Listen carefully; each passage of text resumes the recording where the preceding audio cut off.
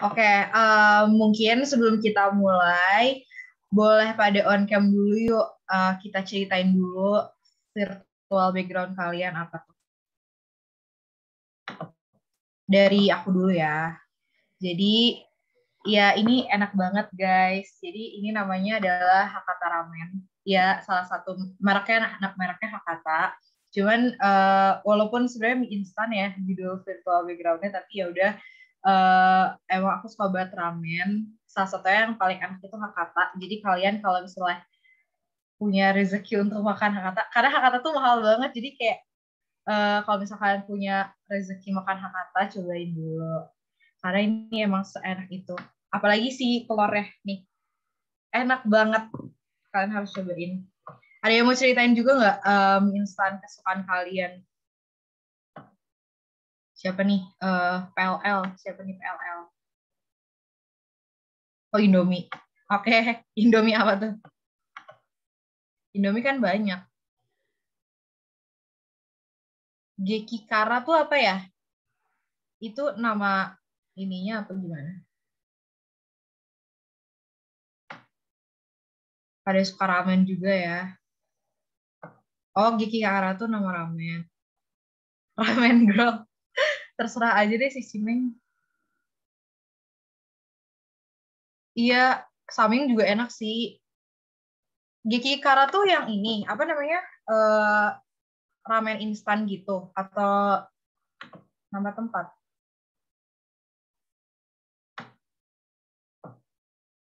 Ya udah, daripada jadi pada lapar sore-sore ini, mending kita mulai aja ya. Iya yuk pada ini dong mau Rahel Sinaga boleh ceritain nggak kenapa suka lemonilo? Jujur aku belum pernah cobain. Suka aja Kak, enak banget. Aku suka Kalau rasanya. yang pedesnya kamu dicobain belum? Belum, Yang aku apa sih coba yang ini aja. Oh, oke. Katanya enak banget tuh yang pedesnya. Ada lagi guys? Oke. Yang lain boleh pada cerita juga nih. Ada yang mau cerita nggak? Ini atas nama Razan Fawas suka mie apa nih?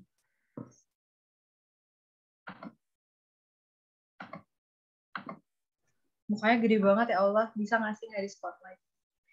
Ya udah kalau gitu, kalau nggak ada yang cerita lagi, mungkin kita Kari lanjut ayam, Kak. aja. Apa? Kari ayam, Kak. Oh, kari ayam. Indomie atau apa tuh mereknya tuh? Apa aja, Kak. Oh, apa aja yang penting makannya sama doi ya? Mau nasi sih, Kak. Oh, sama nasi. Mie-nya 2 porsi ya? 3 bungkus sih biasanya. Oh, 3 bungkus. Oke. Indomie ayam geprek juga enak banget, sumpah. Aku juga suka. Ya udah, kita mulai aja ya, guys, biar gak kesorean. Jadi hari ini kita tuh bakal bahas kurva produksi. Sorry, ada TikTok.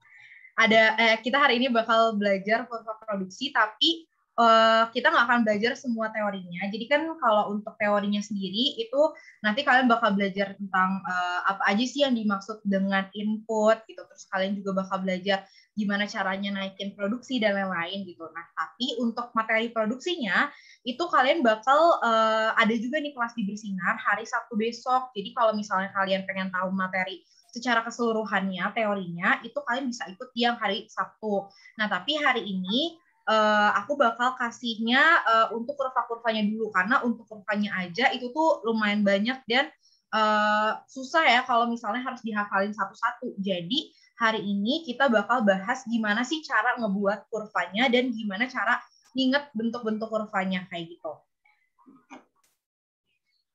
Beda sih kalau teori produksi itu ini aku ada PPT-nya juga biar kalian bisa dilihat. Nah, jadi kalau teori produksi itu ngomonginnya bukan teori perilaku produsen, yaitu beda. Kalau teori perilaku produsen tuh dia yang law of diminishing return dan lain-lain kan. Nah, kalau misalnya kalau di teori produksi itu nanti kalian bakal belajarnya tuh faktor produksi, terus juga ini nih yang paling pentingnya perhitungan laba rugi di produksi gitu. Nah, sebelum masuk ke kurvanya, biar nggak bingung, apa sih TC, terus juga ada AC, MC, FC, VC kayak gitu, aku bahas singkat dulu tentang perhitungan laba ruginya. Nah, nanti kalau misalkan ada yang mau ditanyain atau ngerasa aku ngomongnya kecepatan, boleh tolong di-remind aja ya, feel free buat on mic aja kalau misal ada yang mau disampaikan biar nggak capek ngetik-ngetik itu. Nanti kalau ada yang mau ditanyain atau mau disampaikan boleh langsung on mic aja. Oke, yaudah sekarang kita bahas dari perhitungan laba rugi dulu ya. Jadi untuk mengetahui laba rugi itu caranya adalah mengetahui penerimaan dan pengeluarannya. Kalau penerimaan ya seperti yang kalian tahu ya, penerimaan itu adalah pendapatannya gitu. Tapi kalau pengeluaran berarti biaya yang dikeluarkan dalam kita melakukan produksi gitu. Nah, sekarang kita bahas satu-satu dulu ya dari yang totalnya dulu. Di sini ada TR sama TC. Nah, TR sama TC ini singkatan dari T-nya ini total,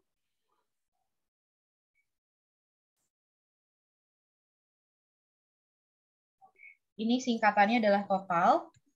Ya, betul. R-nya itu adalah revenue, atau artinya adalah penerimaan tadi. Dan ada yang namanya si C ini. Kalau C dia adalah cost. Nah, untuk bisa tahu total dari penerimaan kita, misalnya kita contohin aja. Misalnya kita mau bikin toko ini ya, olahan mie Indomie gitu ya. Kita mau jualan Indomie nih.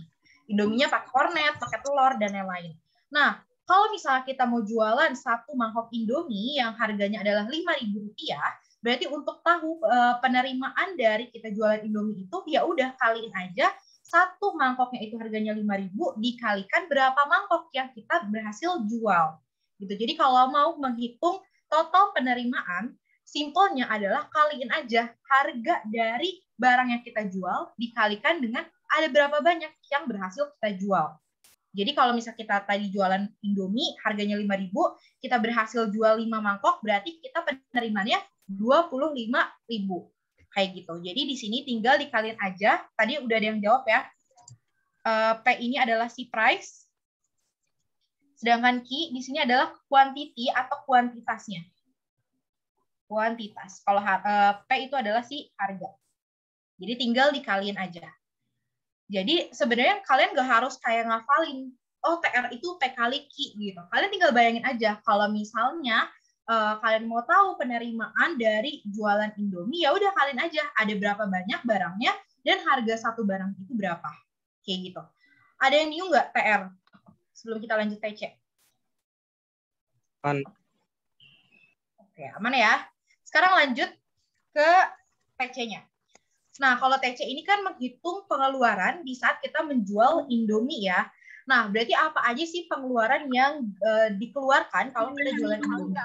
Jadi tadi kita misalnya jualan, oh boleh Katrin, ada yang mau ditanyain?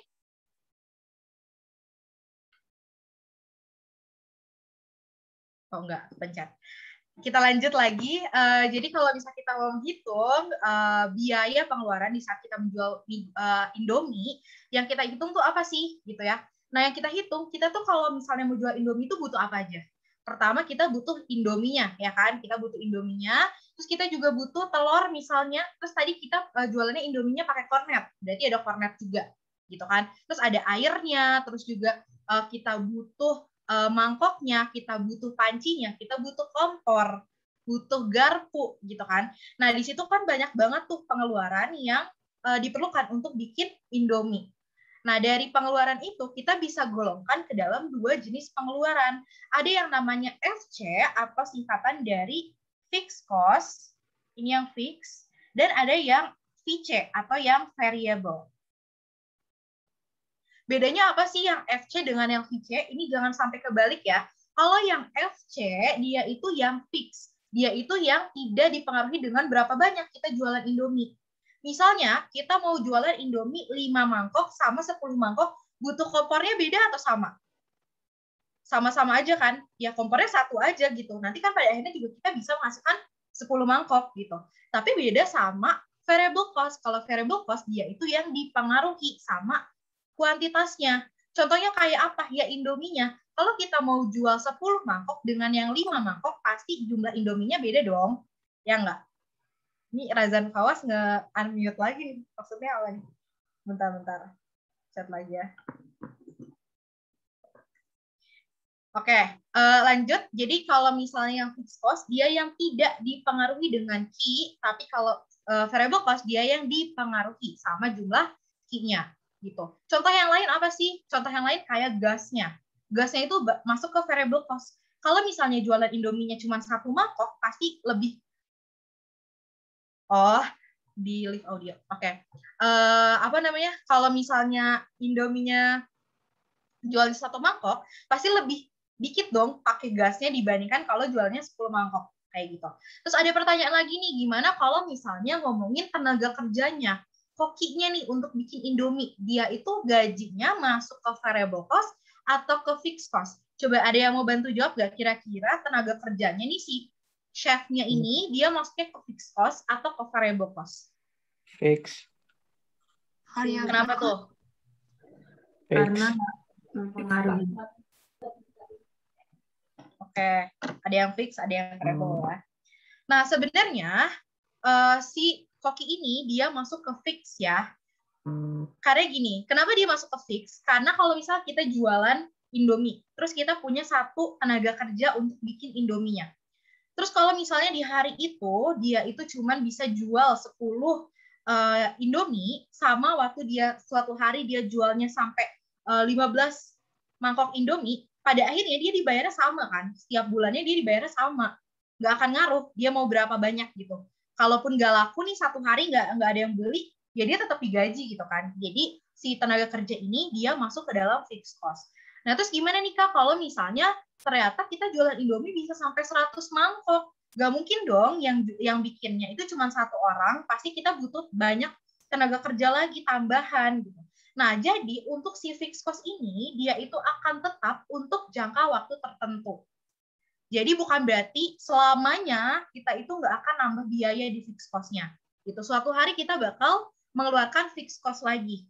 Makanya kalau di jangka pendek, itu dia ada fixed cost dan variable cost. Tapi kalau di jangka panjang, semua biaya itu dianggap variable lagi. Karena pada akhirnya si fixed cost itu kita kan bayar lagi kan. Tiap bulan kita bayar si pegawainya itu lagi, atau kita harus merekrut orang lebih banyak kalau misalnya jualan Indominya laku banget. Atau misalnya suatu hari kompor kita meledak nih, butuh kompor baru, akhirnya fixed cost itu akan jadi variable lagi. Kebayang nggak? Jadi untuk jangka waktu tertentu, fixed cost itu akan kembali menjadi variable. Nah terus jangka waktunya tuh berapa lama sih? Apakah dia itu akan kembali jadi variable kalau misalnya udah dihitungnya 1 bulan atau 1 tahun, atau berapa lama gitu untuk kembali jadi variable cost? Nah, untuk jangka waktunya itu tergantung dengan apa yang jadi fixed cost-nya. Kayak misalnya tadi, pegawai. Kita kan bayar lagi kan setiap apa? Setiap bulan. Berarti dia akan menjadi variable lagi setiap bulannya. Gitu. Dia akan kita bayar lagi kan. Makanya dia kembali jadi variable. Tapi kalau misalnya kayak kompor tadi, kita nggak tahu kapan sih kompor ini bakal meledak. Apakah tahun depan kita harus ganti atau besok kita nggak tahu gitu. Makanya jangka waktu ini nggak menentu kapan dia bisa kembali menjadi variable. Gitu. Tapi intinya di jangka panjang dia akan menjadi variable lagi. Ada yang bingung nggak maksudnya perbedaan fixed cost sama variable cost?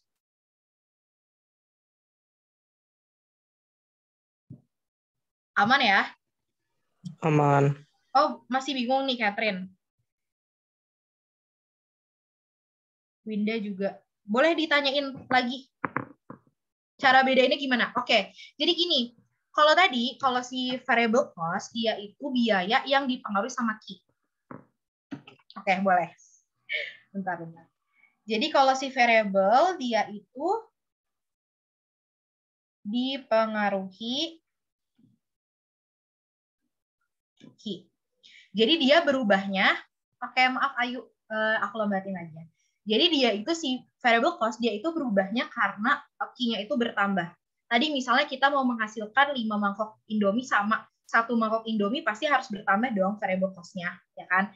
Nah, kalau tenaga kerja gimana? Kenapa si tenaga kerja, kenapa FC? Nah, karena gini, kalau kita jualan Indomie, tapi lakunya cuma 1 mangkok, kita menggaji orangnya sama aja dong. Sama kalau lakunya itu 5 mangkok. nggak akan ngaruh gitu. Kecuali kita udah sangat-sangat sukses nih jualan Indomie sampai yang belinya itu ratusan, akhirnya kita harus menambah orangnya. Makanya untuk jangka waktu tertentu nih, untuk jangka panjang, jangka waktu tertentu, dia itu akan jadi VC, dia akan kembali jadi variable cost karena kita harus nambah orang lagi, nambah pegawai lagi. Tapi bukan berarti 100 mangkok Indomie sama 102 mangkok Indomie kita harus nambah orang lagi atau enggak gitu. Ya kalau misalnya kita punya pegawai kerja 5 orang untuk bikin 100 mangkok Indomie, bukan berarti kalau nambah 1 mangkok lagi kita harus nambah orang lagi kan. Makanya untuk jangka waktu tertentu dia akan jadi fixed cost gitu. Ada yang masih bingung nggak bedainnya?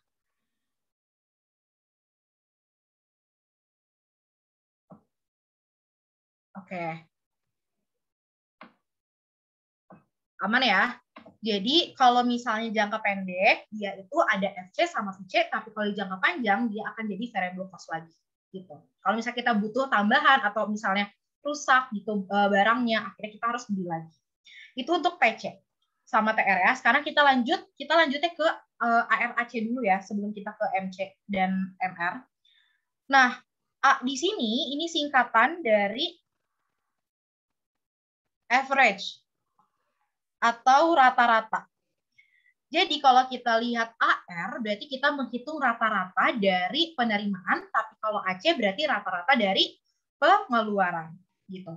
Nah kalau misalnya si AR tinggal kita bayangin aja, jadi nggak usah tuh dihafalin AR itu TR per Ki, AC itu TC per Ki, nggak usah kayak gitu. Kenapa? Karena kita udah tahu kan rumus menghitung rata-rata tuh gimana sih?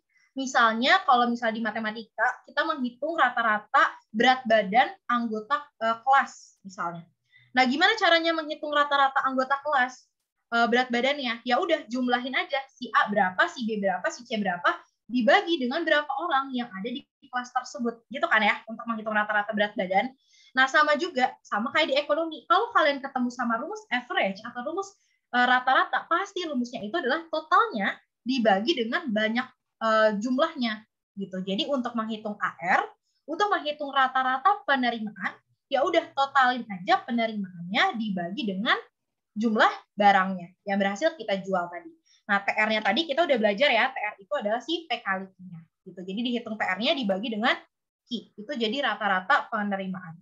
Nah, sama juga kalau misalnya kita mau menghitung rata-rata pengeluaran AC, ya udah totalin aja pengeluarannya dibagi dengan banyak barangnya. Gitu. Ini simpel banget sih kalau AR sama AC. Ini juga berlaku untuk kalau misalnya kalian udah ketemu sama rumus-rumus average yang lain. Nanti kalian ketemu sama average utility, terus juga ada average total product dan lain-lain. Itu juga sama. Pada akhirnya menghitungnya itu adalah total dibagi dengan jumlah barangnya. Gitu. Akan selalu seperti itu. Untuk AR sama AC ada yang mau ditanyain dulu nggak?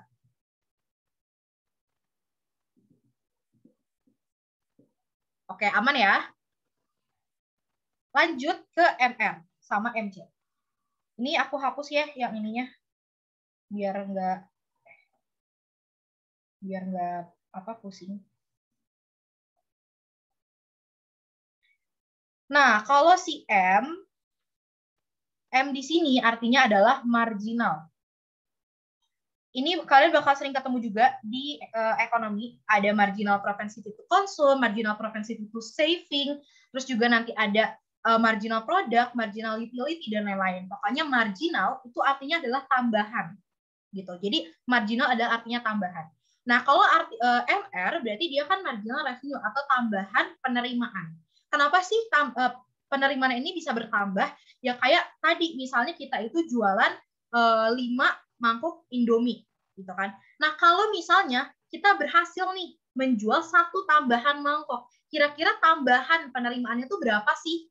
Kayak gitu. Itu yang dimaksud dengan marginal. Jadi kalau kita menambah sesuatu, berapa sih tambahan penerimaannya? Atau berapa sih kalau kita mau tambahin jual 1 mangkok Indomie tambahan, jadi berapa sih nambah biaya yang harus dikeluarin? Gitu. Itu yang disebut sebagai marginal revenue dan marginal cost. Cara menghitungnya gampang banget. Caranya adalah rumus AR-nya tadi untuk MR, rumus AR-nya tadi tinggal kita tambahin delta di atas dan di bawah. Kenapa harus pakai delta? Delta itu apa? Delta itu artinya adalah selisih. gitu. Jadi kalau misalnya ada delta TR, di sini artinya adalah TR yang kedua dikurangi dengan TR yang pertama. Berarti kalau delta Q adalah Q2 min Q1. Jadi dia mencari selisihnya, mencari peningkatannya. Sesuai dong dengan artinya, marginal itu artinya tambahan. Jadi ya udah kita hitung tambahan penerimaan, tambahan total penerimaan dari tambahan kuantitasnya. Delta TR per delta Q. Gitu.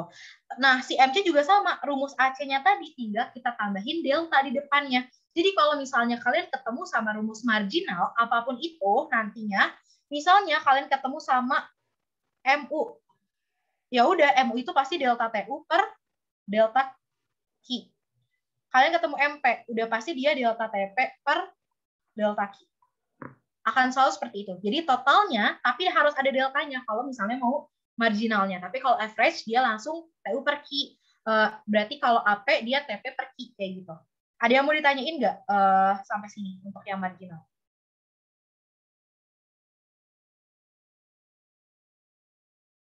Kehapus aja ini. Oke, aman ya. Ini tadi TR2 min TR1. Yang ini Q2 min Q1. Ini berarti TC2 min TC1. Oke. Nah, dari sini, dari penerimaan dan pengeluaran yang udah kita pahami tadi, ada TR, ada MR, ada AR, TC, MC, dan AC, kita tuh bisa menggolongkan perusahaan ini, kita jualan Indomie ini, warung kita jualan Indomie itu, kita laba atau rugi sih dari jualan Indomie ini. Gimana cara tahunya? Itu sebenarnya tinggal hitung aja dari TR sama TC-nya. Kalau misalnya laba, kan kalian tahu ya laba itu adalah keuntungan. Berarti kalau bisa dihitungnya laba, atau kita mau tahu apakah perusahaan kita itu untung atau enggak, caranya adalah pasti penerimaan yang itu harus lebih besar daripada pengeluaran kita. Kalau misalnya kita jualan Indomie, pengeluarannya lebih banyak, berarti dia jadinya rugi, karena biaya yang kita bayarkan lebih mahal daripada apa yang kita terima. Kayak gitu. Jadi untuk mengetahui laba rugi, simpel banget. Kalau laba berarti PR-nya lebih besar daripada TC, kalau misalnya rugi berarti dia kebalikan. TC lebih besar daripada PR. Nah, ada juga nih kondisi dia nggak laba, nggak rugi. Jadi habis untuk si pengeluarannya, penerimaan itu habis untuk melakukan pengeluaran. Itu artinya adalah BEP atau break even point-nya ini. Jadi habis tuh labanya sama dengan 0. Kita nggak dapat keuntungan sama sekali. Ya udah habis aja. TR sama dengan TC, itu kondisi BEP. Oke, di sini ada pertanyaan. Jadi yang marginal tadi harus ada target penjualannya ya biar tahu. Sebenarnya bukan target penjualan, lebih ke kalau misalnya kita nambahin mau jualan, misalnya suatu hari kita ada nih yang jual lagi, ada yang mau beli lagi, tapi kita tuh udah menghitung TR sama TC-nya. Nah, buat tahu tambahannya kita harus dari MR sama MC kayak gitu. Jadi bukan target penjualan gitu sih. Oke, aman ya? Ada yang mau ditanyain lagi untuk ini laba rugi? Kalau udah aman. Nah, kalau ini sebenarnya cara cepat tuh sama kayak tadi. Kalau misal kalian mau cari average atau yang lambangnya A, kalian tinggal lambangin aja A kotak sama dengan T kotak per Q. Jadi kalau kalian mau cari apapun, mau AR berarti TR per Q, mau AC berarti TC per Q, mau AP berarti TP per Q, mau AU berarti TU per Q, dan seterusnya. Itu akan sama aja. Gitu. Terus kalau marginal, tadi ya, kalau marginal itu rumus average-nya tinggal tambahin delta aja di depannya, atau bisa juga pakai turunannya kalau misalnya dikasih tahu fungsi. Nah, kalau turunannya ya udah langsung aja. Kalau kalian kalian mau cari MR berarti TR aksen, kalau mau cari MC berarti TC aksen, kalau mau cari MP berarti TP aksen, mau cari MU berarti TU aksen. Dia akan selalu diturunin aja dari si fungsi totalnya. Gitu. Tapi kita nggak akan bahas fungsinya ya, karena kita bakal masuk ke kurva. Sampai sini ada yang mau ditanya dulu sebelum kita masuk ke kurvanya?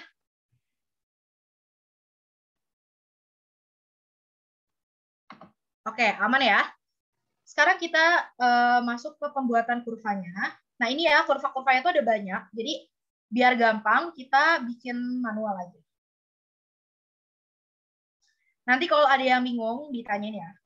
Pertama, kita bakal bahas yang 3, ini nih. 3 yang pertama ada TC, FC, dan VC. Kita gambar dulu kurvanya nih di sini. Ini ada P, ini ada Q-nya.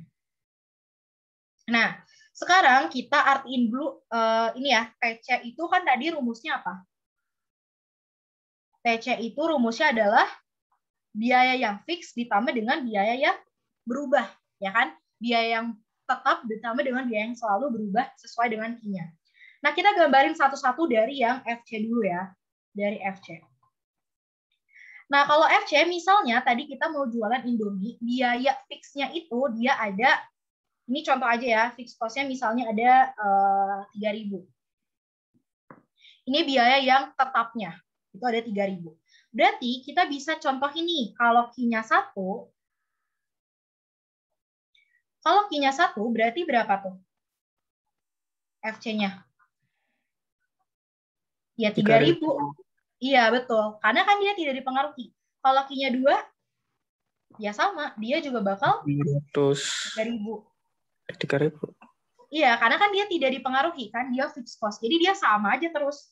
Terus kalau misalnya Q-nya 3, berarti dia ya sama aja. Dia fixed cost-nya ada 3.000. Karena dia kan nggak berubah, kan? Nggak ada Q-nya. Gitu. Makanya dia akan selalu tetap untuk jangka waktu tertentu. Makanya di sini gambar kurva si fixed cost ini dia bakal lurus terus. Atau namanya horizontal. Pada tingkat harga tertentu. Misalnya di sini 3.000 ya tadi. Makanya dia bakal lurus terus. Gitu. Itu untuk si fixed cost-nya. Sekarang kita lanjut ke variable cost. Nah, misalnya di sini biaya variable-nya itu, variable-nya ini dia misalnya berapa ya? 2.500 lah ya. 2.500 Q. Nah, kenapa kalau variable cost dia ada Q-nya? Karena tadi variable cost itu dia dipengaruhi kan dengan tingkat kuantitasnya. Jadi, variable cost ini dia pasti bakal ada Q-nya. Beda sama fixed cost. Kalau fixed cost dia ya udah 3.000 aja. Nggak ada Q-nya karena dia tetap. Tapi kalau variable cost dia itu ada Q-nya. Dipengaruhi dengan banyaknya barang. Gitu. Ya udah, sekarang kita masukin nih. Berarti kalau misalnya di sini VC, tadi VC-nya itu adalah 2.500 Q. Berarti kalau misalnya dia Q-nya 1, berarti berapa tuh VC-nya? 2,5 juga. Iya, 2.500. Kalau Q-nya 2? 5.000. 5.000. Tuh. Kalau Q-nya 3? 7,5. 7.500. Betul. 7.500 dan seterusnya ya. Dia itu akan selalu naik, ya kan? Dia akan selalu naik. Tapi kalau misalnya Q-nya sama dengan 0, bisa nggak sih? Bisa dong. Pasti ada dong kemungkinan kita tuh nggak jualan. Q sama dengan 0 berarti jadi berapa? Ya 0. Iya, karena kita kan nggak pakai Indominya kan? Nggak butuh Indominya. Jadinya 0 gitu. Nah, berarti si variable cost ini, dia itu angkanya bakal selalu semakin Q-nya semakin tinggi akan semakin bertambah, akan semakin besar variable cost-nya. Dan dia berangkat dari angka 0. Gitu. Kalau kita nggak berproduksi berarti dia bakal 0. Tapi kalau semakin banyak berarti variable cost yang kita keluarin bakal makin banyak juga. Jadi gambar kurvanya dia itu akan semakin naik ke atas. Ini dia FC, ini variable cost. Dia akan naik terus ke atas tergantung dengan banyaknya Q-nya tadi. Dan dia berangkat dari angka 0. Gitu. Kebayang nggak sampai sini? Ada yang mau ditanyain dulu untuk fixed cost dan variable cost?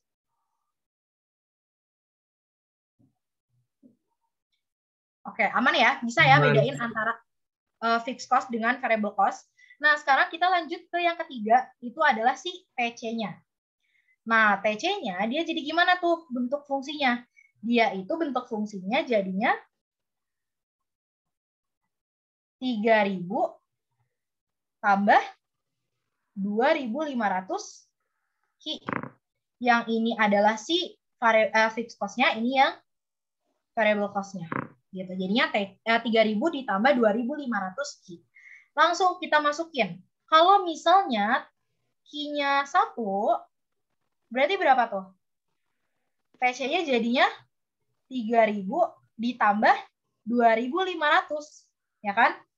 Sama dengan 5.500. Lanjut lagi, kalau Q-nya 2, TC-nya bakal 3.000 ditambah 5.000. Berarti dia jadi 8.000. Lanjut lagi, kalau misalnya Q-nya 3, TC-nya bakal 3.000 ditambah 7.500. betul. Jadi totalnya 10.500. Nah, berarti ini, oh ya, tadi juga ada kemungkinan dia Q-nya 0 ya. Kalau kita nggak jualan, berarti kita cuman bayar si fixed cost-nya. Kita tetap bayar fixed cost-nya, ya kan? Karena si fixed cost itu tidak dipengaruhi kita laku apa enggak jualannya. Kita tetap bayar fixed cost-nya, gitu kan? Makanya di sini jadinya 3.000 ditambah 0 atau 3.000 aja. Kita bisa simpulin untuk TC ini dia juga angkanya akan semakin besar kalau misalnya Q-nya semakin besar. Bedanya apa sama variable cost? Bedanya adalah kalau variable cost dia berangkat dari angka 0. Kalau Q-nya 0, variable cost-nya 0. Tapi kalau TC, kalau Q-nya 0, pasti TC-nya kita bakal tetap keluarin. Tapi yang kita keluarin adalah biaya fixed cost-nya.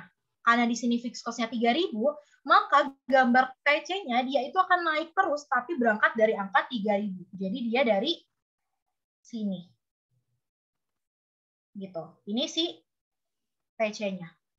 Kalau misalnya fixed cost-nya ada di sini, berarti TC-nya di mana? Ya TC-nya bakal di sini. Dia bakal nempel terus.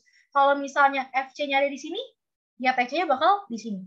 Dia bakal selalu nempel si TC dengan FC-nya. Karena tadi ini, kenapa alasannya? Karena ya tadi, kalau Q-nya 0, pasti dia tetap harus mengeluarkan fixed cost-nya. Gitu. Sampai sini ada yang bingung nggak ngebedain ketiga kurva ini? FC, TC, sama VC. Ada yang mau ditanyain dulu? Bisa ya, gampang. Nah, sekarang kita lanjut lagi ke yang keempat. Di sini kita bakal bahas AFC. Nih, AFC. Nah, AFC itu rumusnya apa sih? Coba tadi kalau kita mau hitung rata-rata, ada yang ingat nggak? Kalau AFC jadi rumusnya apa? Kita mau menghitung average, mau menghitung rata-rata. FC per Q. Betul.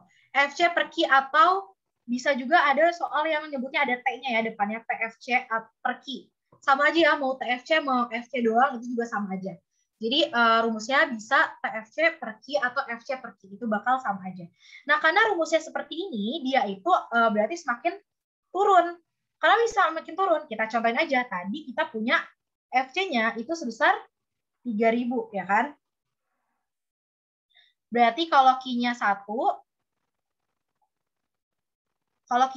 berarti AFC-nya 3.000 bagi 1, ya kan? Berarti 3.000. Terus kalau Q-nya 2, berarti AFC-nya 3.000 bagi 2, berarti 1.500. Terus kalau misalnya Q-nya 3, berarti AFC-nya 3.000 bagi 3, berarti 1.000. Gitu kan? Nah, kalau kita lihat, ini tuh angkanya akan semakin kecil. Semakin banyak Q-nya, kita akan semakin berkurang nih yang kita bayarkan untuk si variable cost masing-masingnya. Gitu. Iya, betul. Dia ngebebanin. Jadinya dia makin kecil. Kita bisa lihat juga nih dari rumusnya, karena dia itu berbanding terbalik antara AFC dengan Q itu jadi pembagi. Semakin besar Q-nya, maka akan semakin kecil AFC-nya. Jadi gambar kurvanya enggak lagi dia horizontal. Kalau FC-nya aja, dia horizontal, dia lurus terus. Tapi kalau ada A-nya di depannya, AFC, rata-rata fixed cost, dia bakal turun terus. Nah, jadi gambar kurvanya gimana? Gambar kurvanya dia bakal turun ke bawah terus. Nah, ini jadi AFC-nya. Dia bakal habis suatu saat. Iya benar, A itu average atau rata-rata ya, Stefani. Jadi dia makin turun, semakin habis, makanya tadi si fixed cost itu bisa di jangka panjang akan kembali jadi nol kan. Kita akan bayar lagi, jadi variable lagi gitu kan. Makanya dia bisa digambarkan dari si AFC-nya. Iya betul. Kenapa dia nggak lurus? Karena kalau lurus itu dia benar-benar ketebak gitu berapa lama jangka waktunya dia bakal habis. Iya kalau maksud mungkin tadi maksud bentar. Tadi siapa yang nanya? Catherine ya.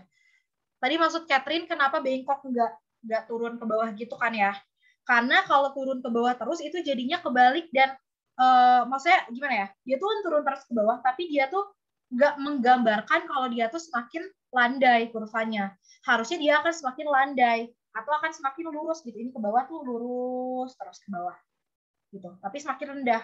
Kalau misalnya kayak gini, ini jadinya terlalu ekstrim kurvanya dan akhirnya kita nggak tahu kapan dia bisa landai karena kan turun terus ke bawah. Dia bakal jadi negatif malah nih ke bawah sana kan. Padahal harusnya ya dia bakal semakin landai. Gitu. Sama ya, dia akan selalu P dan Q. Akan selalu P dan Q. Oke, lanjut lagi ya. Sekarang ke 3 ini trio macan, ini selalu barengan dan ini yang paling sering banget. P itu price by the way, harga. Ini AVC, AC sama MC ini adalah kurva yang paling sering keluar di SIMA UI. Kalau di UTBK beda-beda ya, polanya nggak terlalu tergambar gitu ya. Dia yang lebih sering keluar yang kayak gimana. Cuman kalau kalian ngerjain soal SIMA UI, at least 10 tahun terakhir, ketiga kurva ini tuh sering banget keluar. Gitu. Kenapa sering keluar? Karena lebih ribet dibandingkan dengan 4 kurva yang pertama. Kalau 4 kurva yang pertama ini bisa kebayang gitu. Tanpa kita hafal gambar kurvanya gimana, pas ngerjain pasti mungkin aja kalau kita udah tahu, oh TC itu adalah FC tambah VC. Terus kita tahu konsepnya kalau FC itu adalah dia yang tetap, variable cost itu dia yang berubah. Betul, dia cuma bisa disimak aja. Enggak ya, kita harus bisa ngerjain soalnya. Nah, jadi kita coba gambarin ya kenapa si 3 ini susah untuk dibahas. Ada AVC, AC, dan MC. Kalau ada yang bingung nanti ditanyain aja ya, karena ini agak-agak rumit. Nah, jadi si AC dan AVC ini dia itu bentuk kurvanya turun kemudian naik. Jadi dia bentuknya kayak U. Kalau yang tadi kan dia ada yang turun terus, ada yang naik terus ke atas, ada yang lurus gitu kan, ada yang dia bengkok, dia yang cekung gitu ya. Nah kalau misalnya AVC sama AC dia itu bentuknya kayak huruf U, dia turun kemudian naik, dia naik tergantung dengan jangka waktu tadi. Untuk jangka waktu tertentu dia bakal turun, tapi dia bakal naik kayak gitu. Pasti AC memotong sumbu MC. Nah nanti kita lihat ya apakah AC memotong sumbu MC. Jadi si AC sama AVC dia gambar kurvanya adalah U ya. Ini kita gambarin dulu. Ini ada P, ini ada Q. Sama ya, dia akan selalu P dan Q. Dia turun kemudian naik. Ini anggap aja lurus ya. Gambar kurvanya. Nah, yang di atas itu yang si AC, yang di bawah ini adalah si AVC. Nah, karena dia bentuknya U, karena dia bentuknya turun kemudian naik, kapan sih dia itu akan naik? Kapan sih dia itu bakal gambar kurva itu bakal naik lagi ke atas? Dia pasti punya titik terendahnya kan? Dia punya titik terendah di mana di saat dia turun terus, dia akan suatu saat bakal naik lagi. Dia punya titik terendahnya, punya titik minimumnya. Nah, terus dia itu punya nih satu lagi kurvanya, namanya si MC tadi. Nah, tadi yang di chat sama LL, bilang kalau AC memotong sumbu sama sumbu MC. Nah, sebenarnya yang memotong itu bukan AC-nya, bukan AC yang memotong MC, kebalikannya, malah MC yang memotong AC. Jadi bayangin nih, ada AC sama AVC, dia turun gitu ya, terus tiba-tiba dipotong sama satu kurva. Nama kurvanya adalah si MC, marginal cost gitu. dia itu gambar kurvanya sama juga, turun kemudian naik, tapi turun kemudian naiknya kayak checklist. Gitu, kayak gini. Turun kemudian dia naik, tapi bukan huruf U. Gitu ya. Jadi kalian harus bisa bedain ya. Kalau AC sama AVC dia turun kemudian naik tapi bentuknya U, tapi kalau si MC dia turun kemudian naik tapi bentuknya kayak checklist. Gitu. Ada kondisi di mana dia itu lebih rendah, maksudnya dia turun, kemudian dia bisa naik. Gitu. Nah, kita bakal bahas beberapa hal dari pembentukan AC, AVC, dan MC ini. Yang pertama tadi ya, AC dan AVC, dia bentuknya U, berbentuk U. Yang di atas adalah si AC-nya. Yang di bawah si MC. AVC maksudnya. Gitu. Nah, terus yang kedua, ada kondisi di mana si MC ini dia juga bentuknya naik kemudian turun, tapi bentuknya checklist ya. Ini aku tulisnya bentuknya checklist. Dan dia itu memotong AC dan AVC. Poin yang ketiga, kita lihat nih, MC itu memotong AC sama AVC di mana sih? Apakah bisa MC ini dia motongnya dari sini? Atau dari sini?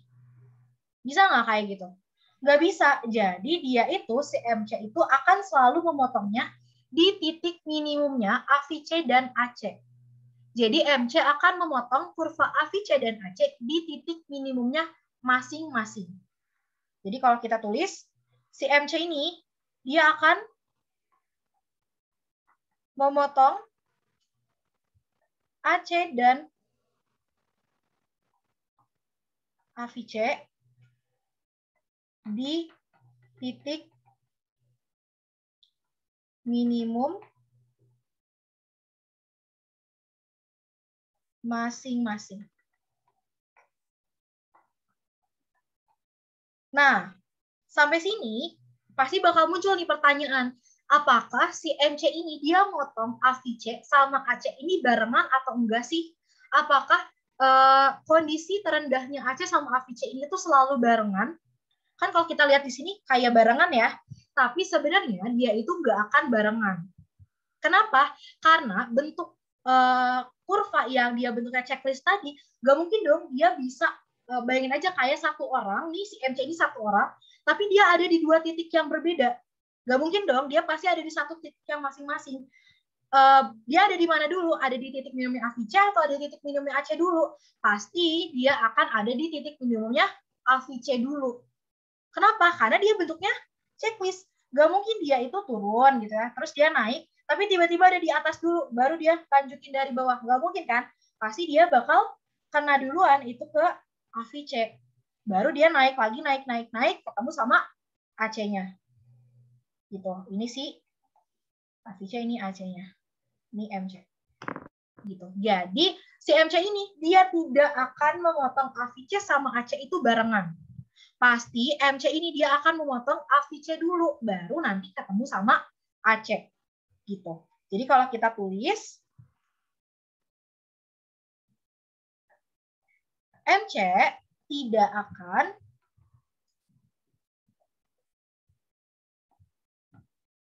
akan memotong AVC dan AC ya, tabrakan di waktu yang bersamaan.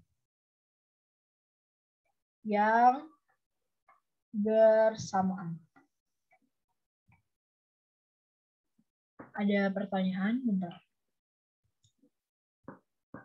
Mau tanya berarti MC bakal naik di kuantiti yang sama ya, Kak?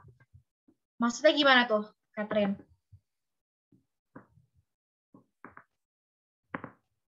Maksudnya dia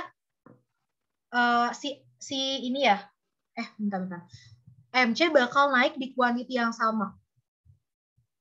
Enggak. Jadi dia enggak Ya boleh Catherine, on mic aja. Jadi itu boleh digeser ke kurvanya nggak, Kak? Boleh. Nah, kan kalau kayak Yasmin digambarin itu, aku kan itu bakal naik, nah, kuantitinya tuh sama kayak huruf Oke. D gitu loh. Ini ya Nah, maksudnya itu tuh berarti, beririsan ya ininya. Heeh. Nah, sebenarnya enggak juga ya, tergantung sih sebenarnya. Tergantung nantinya pada akhirnya kalian dapat gambar kurvanya kayak gimana. Bisa aja dia tuh miring. Gini. Bisa aja gambarnya itu ini, terus dia jadinya kayak beda gitu, key-nya. Kebayang nggak maksudnya?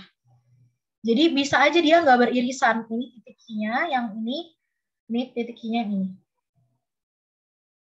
Gitu. Cuma di sini aku gambarnya memang kelihatannya hampir sama, tapi sebenarnya dia miring ya. Karena gambar checklist kan nggak lurus ke atas key, tapi dia agak miring. Jadi key-nya itu akan berbeda. Gitu. Kebayang ya, Catherine? Ini ada pertanyaan juga yang masuknya ke private chat. Kenapa Aceh dan Avice ini dia turun dulu? Nah, kenapa Aceh sama Avice ini dia turun dulu? Karena balik lagi sama rumus Aceh sama Avice. Kan tadi rumus Aceh itu adalah TC per Q, ya kan? Kalau Avice dia VC per Q. Dia memang akan turun dulu untuk jangka waktu tertentu, kemudian dia akan naik. Ya enggak? Karena kan dia bakal makin kecil. Kenapa dia turun dulu? Ya karena semakin besar Q-nya, dia akan semakin turun AC-nya. Tadi semakin besar Q-nya, semakin kecil AC-nya. Semakin besar Q-nya, akan semakin kecil juga sih AVC-nya untuk jangka waktu tertentu. Gitu. Tapi nanti dia bakal naik lagi. Kayak gitu. Kebayang nggak? Ini namanya siapa ya? Yang di chat. Titik doang namanya. Oke. Itu MC naik gara-gara apa? Ya, karena MC itu rumusnya tadi, MC itu rumusnya adalah delta TC per delta Q. Ya kan? Nah, kenapa dia itu akan lebih yang drastis yaitu naiknya, bukan turunnya? Karena M itu kan marginal, tambahan. Gitu kan? Makanya semakin banyak Q-nya, dia akan semakin banyak marginalnya suatu saat. Gitu. Makanya dia ada saat-saat tertentu dia bakal naik banget. Dan dia lebih drastis dibandingkan dengan penurunannya. Gitu. Karena yang namanya marginal itu dia adalah tambahan, makanya dia akan semakin naik ke atas. Gitu. Jadi kalau kita gambarin ulang pembentukan kurvanya, ini aku hapus ya yang di bawah ini. Yang ini. Bentar.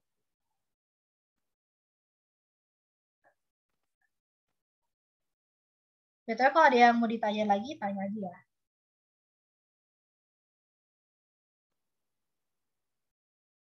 Tapi MC-nya turun bisa tapi MC kurvanya bisa turun nggak, Kak? Apa naik terus? Dia bakal turun, kemudian dia bakal naik. Jadi dia nggak akan turun lagi ya. Si MC ini dia turun, kemudian naik terus ke atas. Dia akan turun lagi. Gitu. Tapi cuma periode tertentu ya, Kak. Pada saat periode apakah si MC ini dia naik. Nah, ini dia harus tahu angkanya. Kalau misalnya kalian mau tahu spesifik kenapa sih dia bisa naik, itu kalian bisa cari di YouTube. Itu ada gambar beneran, maksudnya dimasukin angka gitu. Kenapa dia itu suatu saat dia bakal naik. Karena kita harus punya fungsinya untuk bisa tahu kenapa dia itu pada saat apa dia itu bakal naik gitu. Tapi kalau kita lihat dari rumusnya, yang namanya marginal dia itu akan semakin naik gitu. Kak, kurva MC bakal selalu jadi yang paling tinggi ya, Kak? Bisa jadi ya. Kenapa dia bisa paling tinggi? Karena dia itu naiknya lebih drastis, lebih curam dibandingkan dengan si Aceh sama Avice. Kalau Aceh sama Avice kan dia bentuknya U ya. Jadi dia turun kemudian naik, tapi ya udah gitu, nggak terlalu drastis. Tapi kalau si MC dia tuh naiknya drastis banget. Dia lebih curam kemiringannya. Makanya memang posisinya itu dia tinggi gitu. Oke, nah sekarang kita coba gambarin ya. Gambarin ulang. Jadi, yang bakal turun duluan itu siapa sih? Apakah AC-nya atau AVC-nya sih yang bakal turun duluan? Nah, yang bakal turun duluan itu adalah si yang di bawah nih, si AVC. Si AVC turun nih, turun. Terus si AC juga turun, tapi dia lebih lambat. Si AVC lebih di depan. Dia turun, terus di sini ada si MC juga dia turun gitu ya. Terus dia naik. Tapi dia turun lagi gitu ya. Ini si AVC, ini AC, ini MC. Dia turun gitu kan, ini turun lagi. Nah, suatu kondisi ada, dia itu kan ini udah naik ya. Sabar. Dia kan ini naik nih. Nah, ada suatu kondisi di mana dia itu ketemu. Nah, ini titik terendahnya si AVC. Di saat si AVC ini mencapai titik minimumnya, dia itu akan ketemu sama si MC. Gitu. Dia ketemu nih si AVC sama MC di titik minimumnya AVC. Habis ketemu, kalau mereka itu udah ketemu, si AVC ini udah ketemu sama MC, si si AVC dia bakal naik. MC juga bakal naik.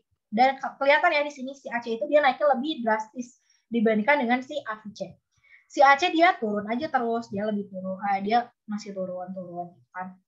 Nah, berarti kalau ada pertanyaan di soal, kalau misalnya AVC ini dia naik, AC-nya lagi apa? Kalau AVC-nya lagi habis naiknya, habis potongan terus dia naik, pasti AC-nya itu masih turun. Gitu. Nah, tapi ada kondisi di mana si AC ini akhirnya ketemu sama si MC di titik minimumnya. Ketemu nih. Nah, si AVC-nya ya dia naik aja terus gitu ya. Si MC dia ya makin naik lagi ke atas. Si AC karena dia udah ketemu sama MC, dia bakal naik juga. Dia akan menyusul si AVC-nya. Gitu. Dia bakal naik. Ini naik. Dia bakal lebih drastis gitu. Kebayang nggak sampai sini? Ada yang mau ditanyain lagi?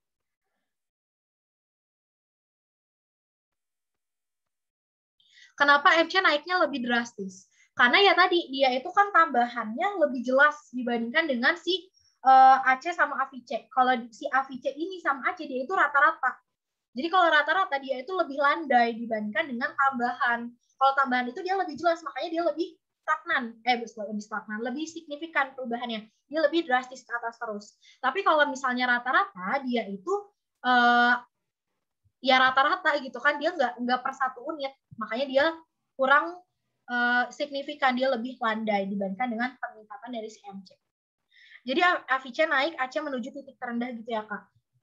Iya betul, jadi di saat si AVC-nya ini, tapi ingat ya, AVC-nya harus udah berpotongan dulu, karena kan ada kondisi AVC sama AC-nya ini sama-sama turun, ya kan? Pas sebelum mereka si AVC sama MC-nya ini ketemu, si AVC sama AC ini kan dia sama-sama turun kan?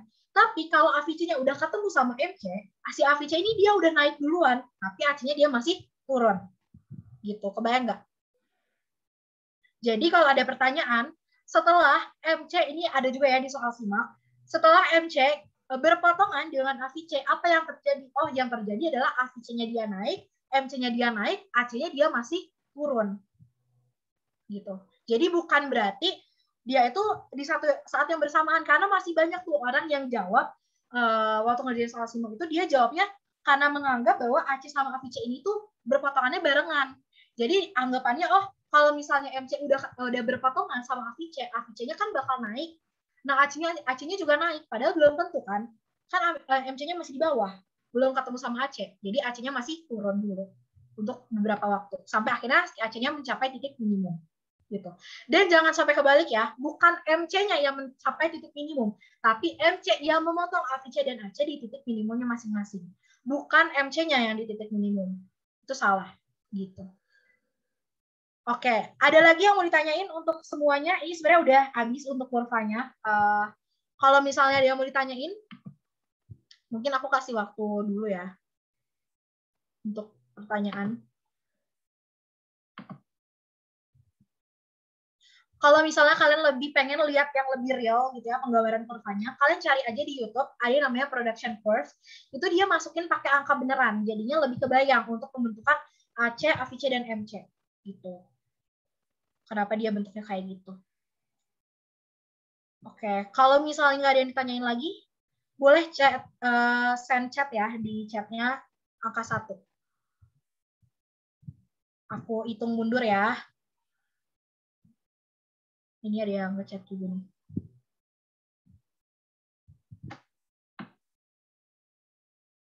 Iya, bakal ada di YouTube ya. Jadi kalau kalian masih bingung, nanti tonton lagi di YouTube.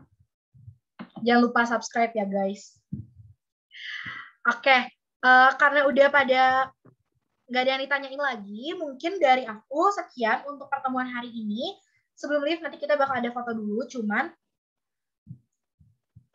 makasih banyak teman-teman yang udah datang hari ini. Semoga ilmu dan informasinya itu bakal kepake buat kalian. Mungkin buat kalian yang masih SMA, maksudnya yang kelas 1 atau kelas 2 bakal kepake di ekonomi sekolah.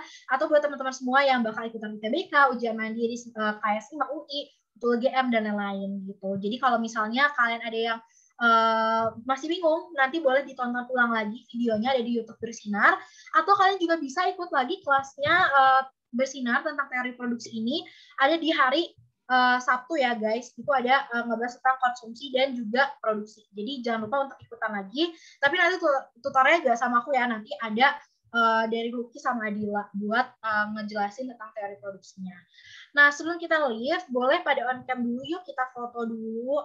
Gak apa-apa kalau nggak bisa pakai virtual background. Ini ada yang mau screenshot lagi nggak nih? Slide-nya. Oke, sambil nungguin pada on cam, boleh di screenshot dulu.